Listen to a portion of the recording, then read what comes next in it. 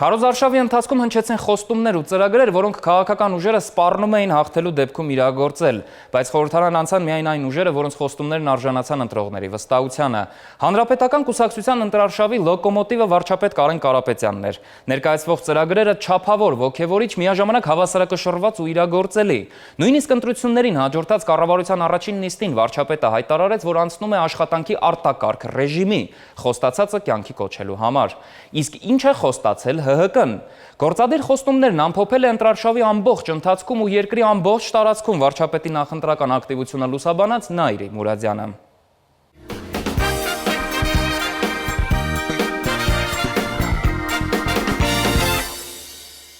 Աշխատանքային ռեժիմը հայտարարում ենք արտակարգ իրավիճակ։ Հենց որ ուրախացնում եմ ձեզ, որ մեր ռեժիմը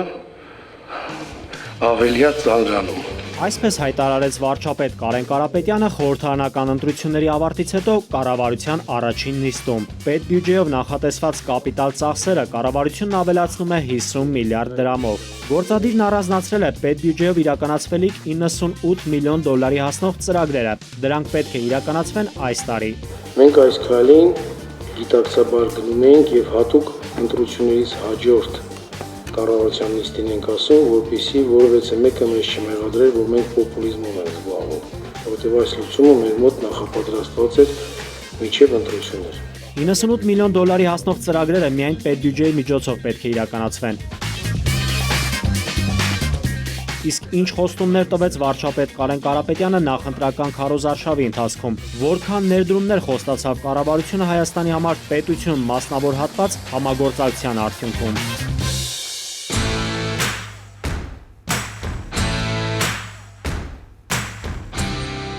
Առաջին խոստումներից մեկը վարչապետը Սյունիքի մարզում տվեց։ Մարզը սահմանակից է Իրանին։ Սյունեցիները չեն կարողանում վաճառել իրենց արտադրած ապրանքը։ Վարչապետը խոստացավ, որ նրանք հնարավորություն կունենան իրենց ապրանքն արտահանել իրանական 80 միլիոնանոց շուկա։ Կհեշտացվի Հայաստան-Իրան մաքսակետերի հատումը։ Սահմանին կստեղծվի մեղրու ազատ տնտեսական գոտի։ Իրանի Իսլամական Հանրապետության որակավորման ինստիտուտը տեղափոխվել է Հայաստան։ Դա, այսպես ասած, հալալի ինստիտուտն է։ Եվ այսօր արդեն մեր արտադրողները կարող են այդ սերտիֆիկատը ստանալ Հայաստանում, որով կարողանան այդ ապրանքները առաքեն Իրան։ 55 միլիոն դոլարի ներդրում Սյունիքի ծրագրերում է նախատեսված։ Կառավարության ղեկավարը խոսեց նաև Կապանի օդակայանը վերագործարկելու հնարավորության մասին։ Իմիջայլով մարզպետը հուշեց,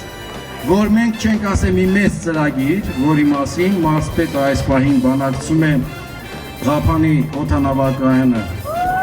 վերականգնելու եւ աշխատացնելու մասին, այդ իսկ պատճառով իրենց ցանկանում ենք հաջողություններ։ Էլի ուռա։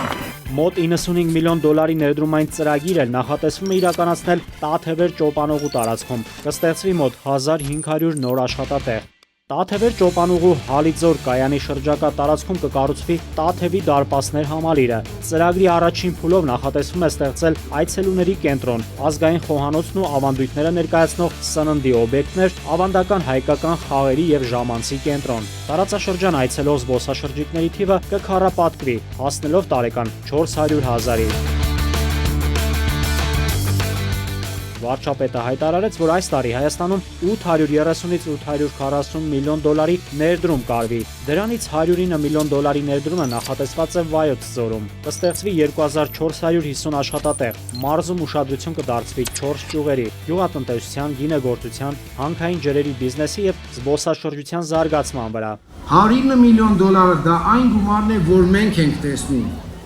Մենք չենք բացառում, որ կարող է լինել մասնավոր ներդրող, որը անկախ մեզանից եւ մենք դեռ իրան չենք տեսնում, կարող է գա եւ ներդրում կատարել։ 151 միլիոն դոլարի չափով ներդրում էլ նախատեսվում է Լոռու մարզում կատարել։ Կառավարության ղեկավարն այս մարզի համար 45 ծրագիր պետք է իրականացնի, ստեղծելով 2500 նոր աշխատատեղ։ Տաշիր հիմնադրամի ղեկավար Վահե Կարապետյանի հետ պայմանավորվածությունը կա։ Աղթալայում շվեյցարական ոճով կառուցված Միքայել Արամյանցի տան վերականգնման ծրագիրը նա կիրականացնի։ Վայ հետ պայմանավորվում ենք սկսենք։ Ոստեղ իրականում ուժեղ ֆիշկա ենք անել։ Սա դառնալու է շատ հետաքրքիր տուրիստական կենտրոն։ Հետո մեր խասյատի համաձայն կասենք, որ Շվեյցարիայի ճարտարապետությունը Ախտալայից է սկսել։ Առաջին գողը։ Գեղարքունիքի մարզում զարգացնելու են այլընտրանքային էներգետիկան, գյուղատնտեսությունը, ենթակառուցվածքները։ Կստեղծվի նաև Սևան ձուկ ընկերությունը եւ կօրինականացվի ձկնորսությունը։ Վարչապետը հայտնեց, որ մարդկանց հնարավորություն է տրվելու օրինական դաշտում ձկնորսությամբ ընտանիք պահել։ Գեղարքունիքի մարզին հատկացվող 45 միլիոն դոլարով իրականացվի 31 ծրագիր, կստեղծվի 1500 աշխատատեղ։ Մասնավոր ընկերությունները ևս ներդրումներ կանեն Գեղարքունիքի մարզում էներգետիկայի ոլորտում։ Արաբական Access Infra Central Asia Limited ընկերությունը պատրաստ է Ծաղկունք, Դդմաշեն, Զովաբեր համայնքներում գտնվող Կոտայքի մարզի Մեղրաձոր, Հրազդան համայնքների վարչական սահմաններում 1250 հեկտար տարածքում վերականգնվող էներգիայի քամու կիրառմամբ էլեկտրական էներգիայի արտադրության ծրագիր իրականացնելու համար ուսումնասիրություններ կատարել։ Քամու կայանների հզորությունը կկազմի մոտ մինչև 150 մեգավատ, ներդրումների ծավալը 150 միլիոն դոլար։ Վարչապետ Կարեն Կարապետյանը այս տարվա համար Տավուշի մարզում խոստացել է 1900 նոր աշխատատեղ ստեղծել, ներդրումները կկազմեն 27 միլիոն դոլար։ Կառավարության ղեկավարը հաճախակի լավ տրամադրությամբ Գյումրի էր այցելում։ Շիրակցիներին խոստացավ, առաջին ներդրումներից մեկն իր ընտանիքն է կատարելու։ Ես խնդրել եմ իմ ընտանիքի անդամներին, որպեսզի իրանք էլ ներդրում անեն, եւ այդ համաձայնությունը արդեն կա, եւ այդ ֆոնդը, որ մենք ստեղծելու ենք, մեր ընտանիքի համար շատ մեծ պատիվ կլինի, որ առաջին ներդրումը մենք ունենք։ Կարեն Կարապետյանը համոզված է, որ նախընտրական խոստումներն իրատեսական են եւ կառավարությունը կարող է վարչապետի ձևակերպմամբ դրանց տակից դուրս գալ։ Մենք բավականին ժողովրդական լեզվով ասած ռազգոն ենք եկալեն։ Եվ եթե դուք չկանգնացնեք այս ռազգոնը, տենց ռազգոնով էլ գնալու են։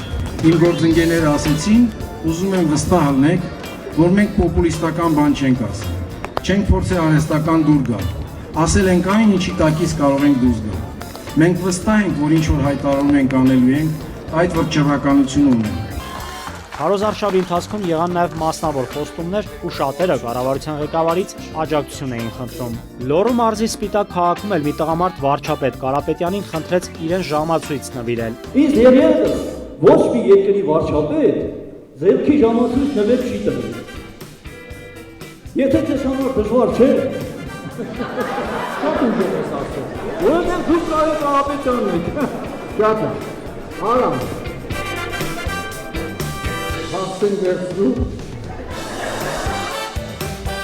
Քարոզարշավի ընթացքում վարչապետը լսեց բոլորին, բայց շատ խոստումներ չտվեց։ Նա տարբեր համայնքներում տեղեկացրեց, որ խոստում տալու հարցում ինքը բավական ժլատ է։ Մենք իրականում չենք խոստանում, որ ապրիլի 3-ին ամեն ինչ լավ է։